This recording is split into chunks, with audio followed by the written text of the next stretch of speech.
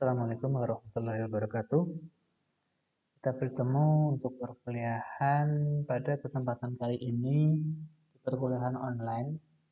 Kita akan membahas materi tentang askan pada bayi atau pada anak dengan penyakit penyerta anemia. Nanti akan ada kuis atau tugas yang harus dikerjakan mahasiswa, dan nanti saya berikan kuisnya di pertengahan atau di akhir perkuliahan.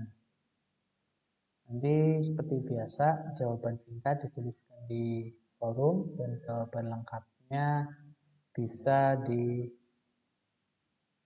atau di-upload di kantung tugas. Jadi untuk tugasnya tidak hanya jawaban singkat di forum, tetapi jawaban secara lengkap juga harus di-upload di kantung tugas.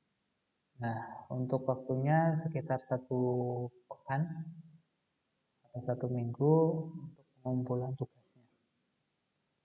Kita mulai. Pada askan yang kita bahas pada kali ini adalah mereka yang melakukan tindakan pembedahan atau tindakan operasi, tapi mereka punya penyakit penyerta atau penyakit lain yang mereka bawa ketika tindakan operasi tersebut. Kalau pada pertemuan atau semester sebelumnya juga ada materi tentang askan ya dengan anemia. Di situ adalah bagaimana penanganan tindakan pembedahan pasien yang mengalami anemia. Pada kesempatan kali ini, ya mata kuliah kali ini yang menjadi fokus pembedahannya bukan anemia. Jadi anemia ini hanya penyakit penyerta ketika seorang pasien dilakukan tindakan pembedahan. Ini yang membedakan dengan materi yang pernah diajarkan pada pertemuan atau pada mata kuliah yang lain. Kalau tidak salah di pembedahan khusus, kalau tidak salah saya lupa. Nah, di situ itu yang membedakan. Kalau pada saat materi sebelumnya adalah bagaimana tindakan anestesi ya atau tindakan pembedahan untuk menangani anemianya. Kalau yang pada kasus ini adalah untuk tindakan pembedahannya ini bukan untuk penyakit anemianya, tetapi penyakit anemia itu adalah penyakit yang menyertai tindakan pembedahan tersebut. Oke, nanti harus bisa dipahami sehingga tidak ada salah sangka ya, atau tidak ada kesalahan. Jadi ada beberapa dosen atau beberapa orang yang mengira bahwa yang dimaksud di sini adalah yang sebelumnya ya tindakan-tindakan atau askan yang sebelumnya itu ada tindakan pembedahan biasa, tetapi ada penyakit yang menyertai. Nah, itu berbeda. Jadi ya ini yang kita bahas kemarin karena ada salah satu dosen ya dosen luar yang mengatakan bahwa apa ya untuk tindakan anestesinya atau pembahasan tentang anestesinya ini sedikit tentang anemia ya. Padahal itu yang dimaksud ya itu maksudnya mungkin yang askan yang ini ya yang tindakan operasi tetapi ada penyakit penyerta. Nah, memang harus dipahami betul ya. Makanya pada semester sebelumnya yang saya bahas adalah terkait dengan transplantasi sumsum tulang karena itu biasanya yang menyebabkan anemia. Jadi untuk penanganan tindakan operasi anemianya adalah salah satunya transplantasi sumsum tulang.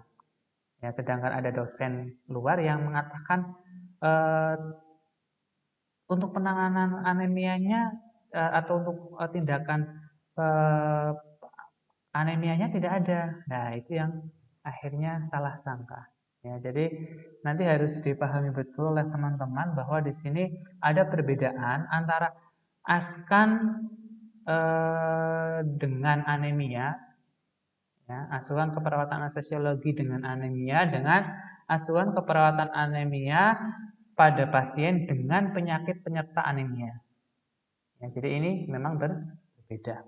Ya, kalau pada askan pada anemia, di situ berarti yang fokus pembedahannya untuk menangani anemianya. Kalau pada yang sekarang yang akan saya bahas, ini adalah fokus pembedahannya ya pembedahan apapun, tetapi di situ ketika dilakukan tindakan pembedahan, pasiennya ada penyakit lain, ya sehingga harus diperhatikan, ya. Selain juga untuk mengatasi penyakit utamanya, tetapi juga harus memperhatikan penyakit yang menyertai yang ada pada pasien tersebut, yaitu penyakit anemia. Oke, kita mulai. Ya, kita mulai untuk pendahuluannya. Yang pertama adalah terkait dengan anemia aplastik. Ya, ini anemia aplastik ini adalah kelainan sel induk. Kalau secara umum untuk teori tentang anemia sudah saya bahas ya pada materi yang sebelumnya, yang tadi saya bilang askan dengan pada pasien dengan anemia. Ya, jadi saya hanya memberikan sedikit materi untuk materi yang ini ya karena sudah dibahas di materi tentang askan dengan anemia. Nah, di sini adalah karena kita sudah membahas yang anemianya, kita bahas sedikit terkait dengan anemia.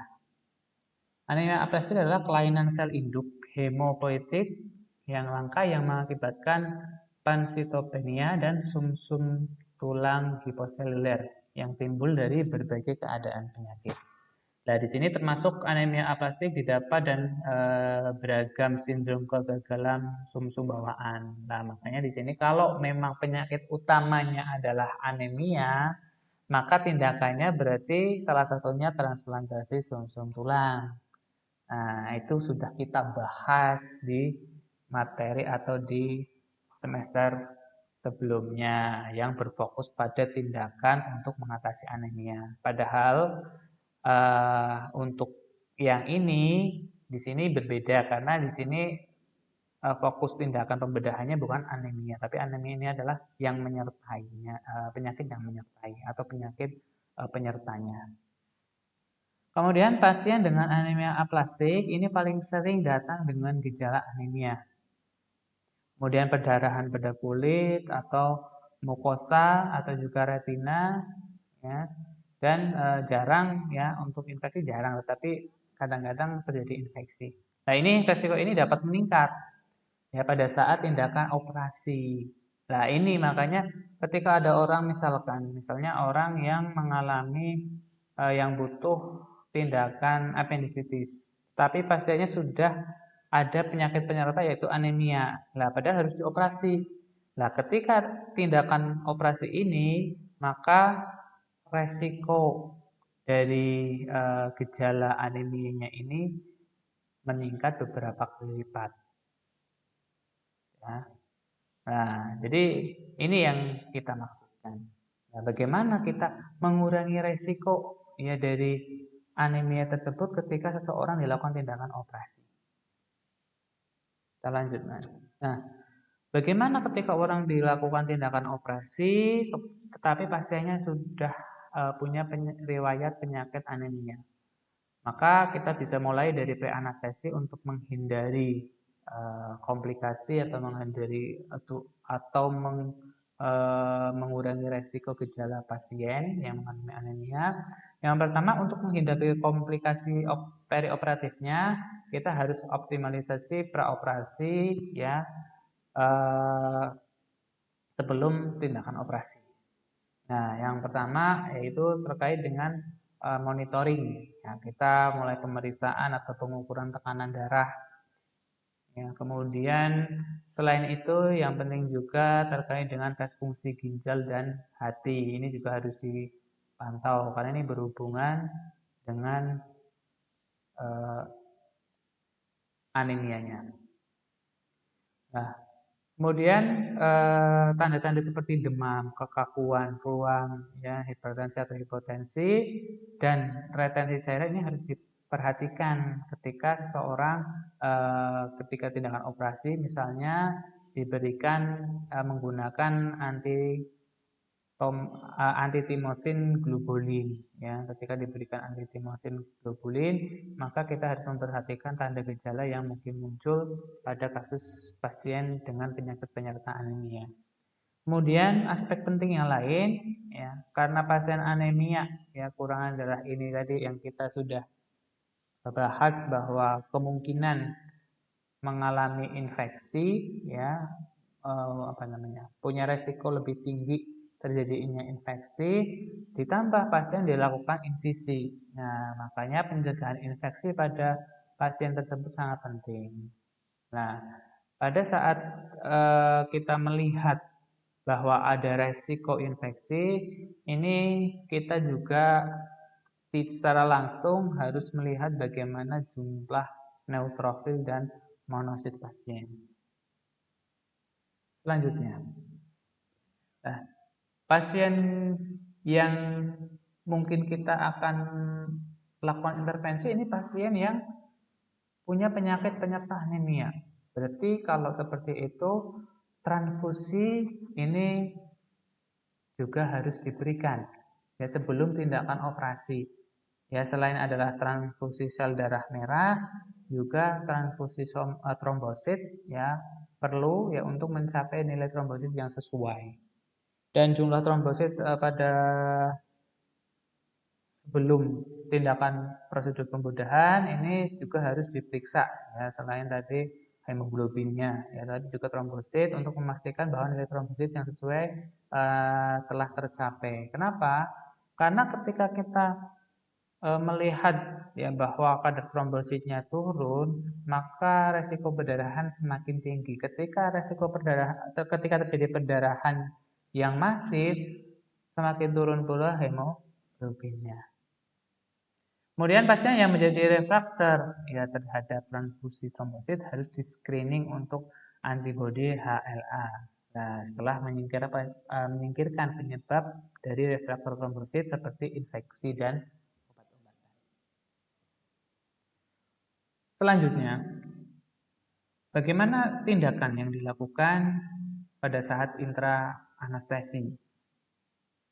Nah, pada pasien yang akan dilakukan tindakan operasi, ya, terutama pada bayi, gitu ya, atau pada anak, maka tindakan anestesi yang diberikan adalah menggunakan anestesi umum. Nah, ini adalah satu-satunya teknik yang tersedia karena, ya, tadi penyakit penyerta pasien yaitu pasiennya mengalami trombositopenia.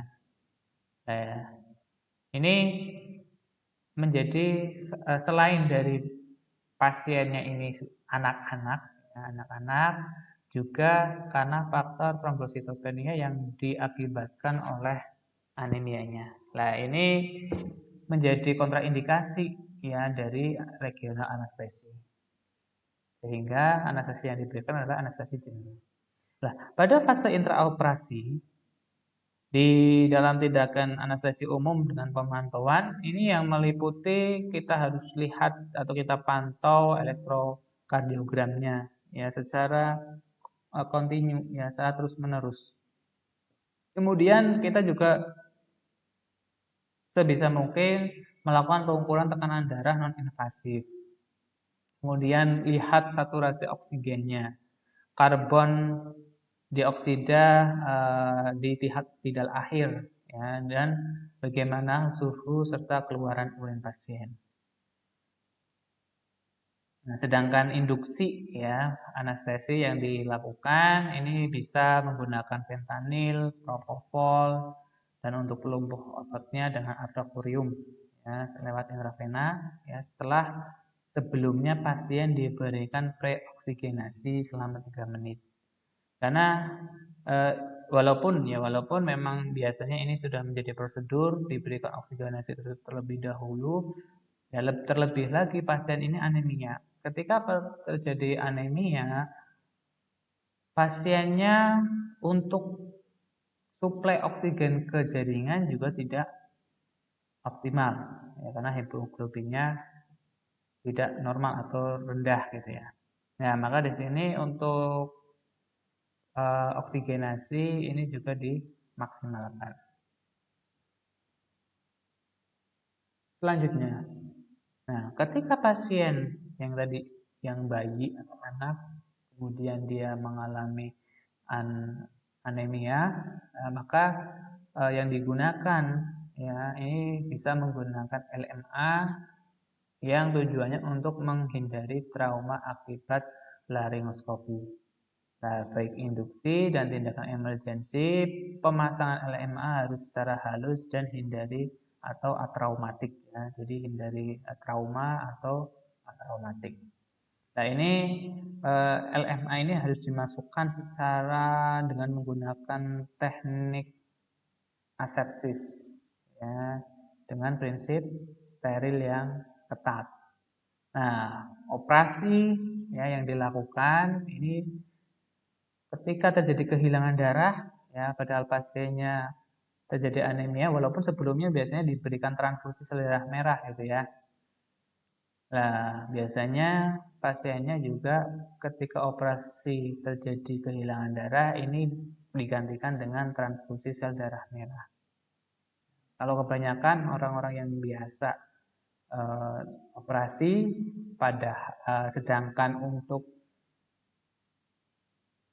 darahnya ya, istilahnya pasiennya tidak mengalami anemia, ya, makanya mereka bisa diberikan cairan untuk penggantian kehilangan darah. Nah, pada kasus pasien yang anemia ini bisa langsung digantikan ketika kehilangan darah digantikan dengan transfusi sel darah merah, terutama pada anak. Nah, selain sel darah merah, trombosit juga ditransfusikan secara intraoperatif. Kemudian, ya, setelah tindakan pembedahan, kemudian pembedahannya selesai atau telah diekstubasi, maka tramadol ya secara intravena ini bisa diberikan untuk menghilangkan nyeri pasca operasi.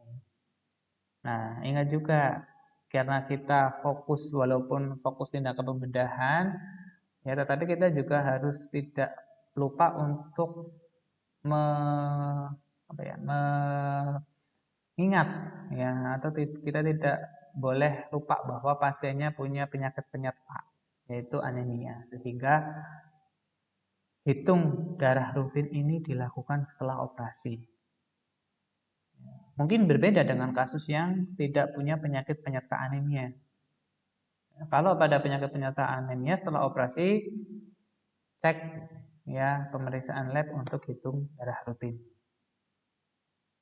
Nah, ini apabila pasiennya tidak, terutama pada pasien-pasien anemia juga harus dilihat apakah pasiennya ini tidak memiliki komplikasi pasca prosedur.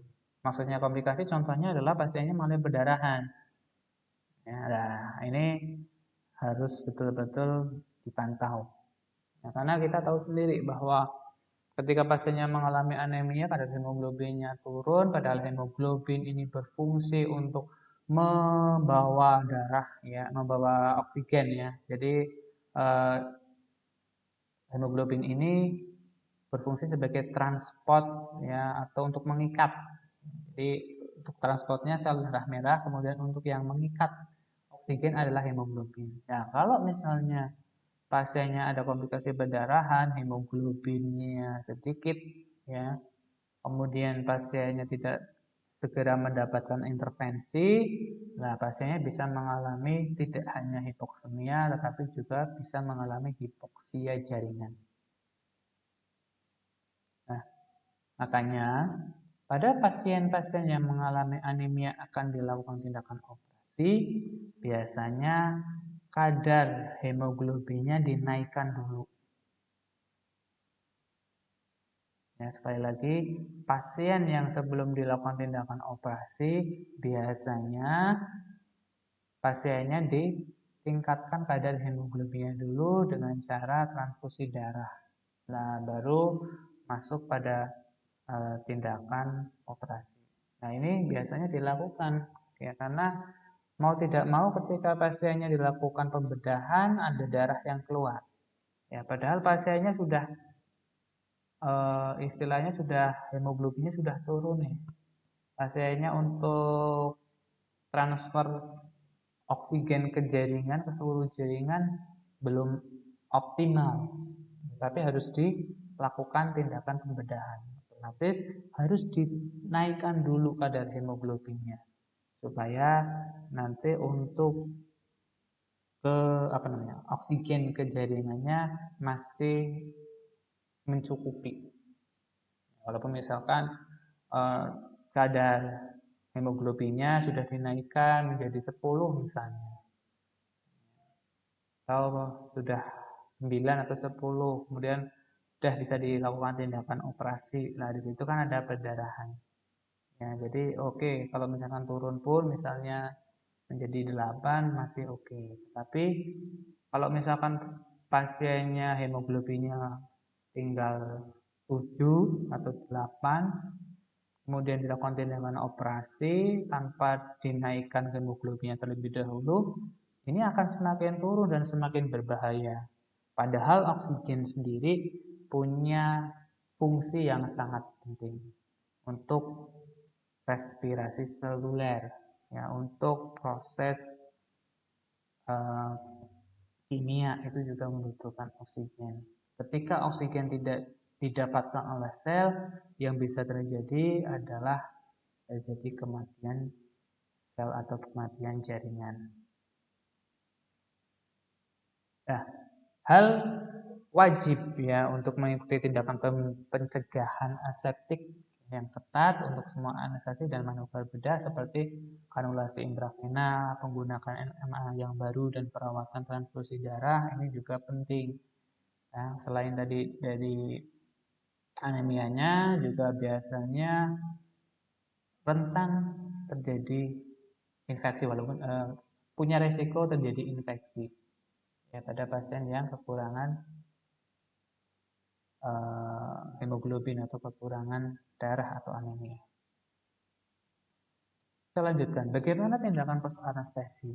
Nah, perdarahan ya yang terjadi atau misalkan tadi ada kehilangan darah ya dan yang masif dan terjadinya infeksi baik itu karena adanya insisi ataupun tadi kadar dari darahnya itu tidak normal.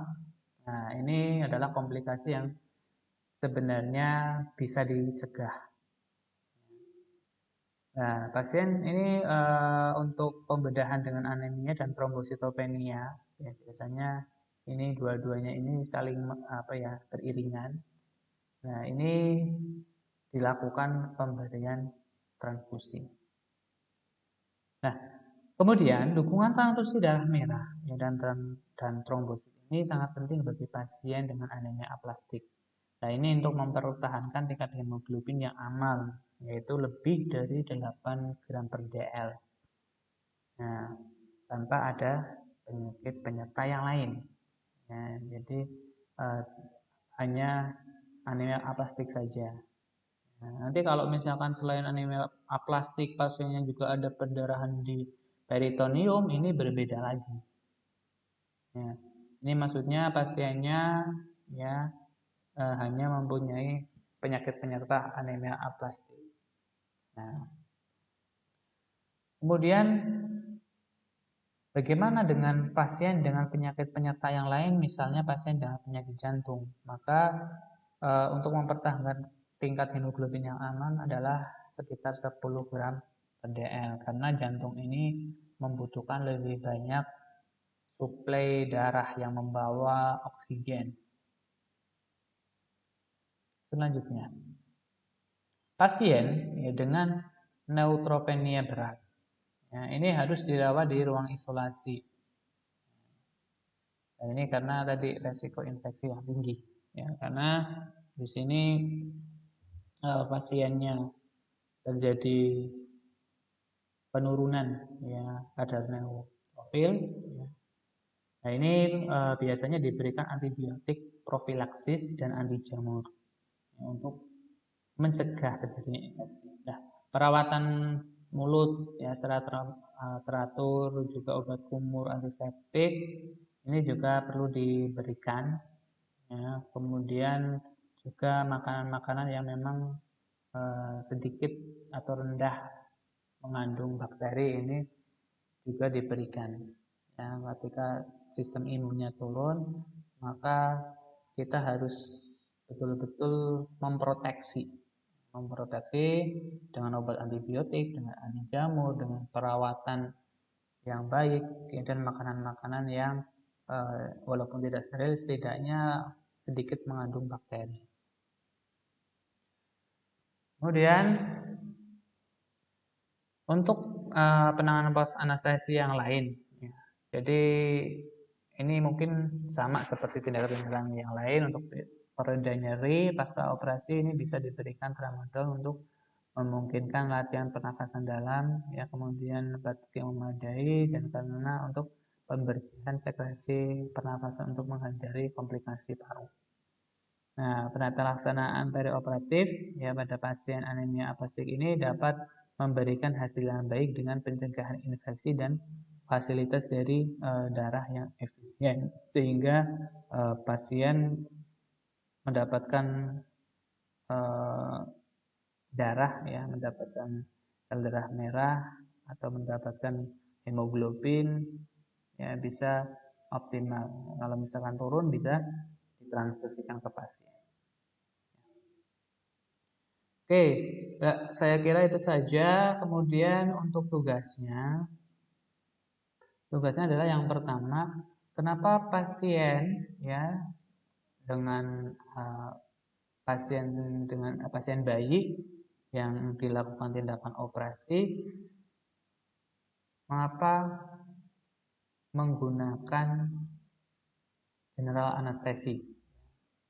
Maka pasien bayi, ya, yang punya penyakit, bayi atau anak yang punya penyakit penyerta anemia harus menggunakan general anestesi.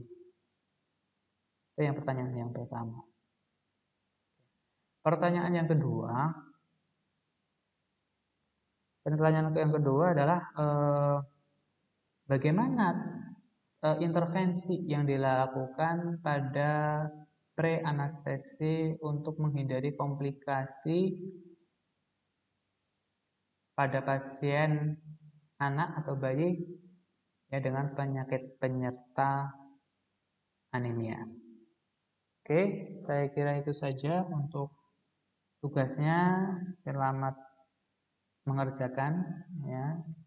Saya kira itu saja, semoga bermanfaat. Saya akhiri. Assalamualaikum warahmatullahi wabarakatuh.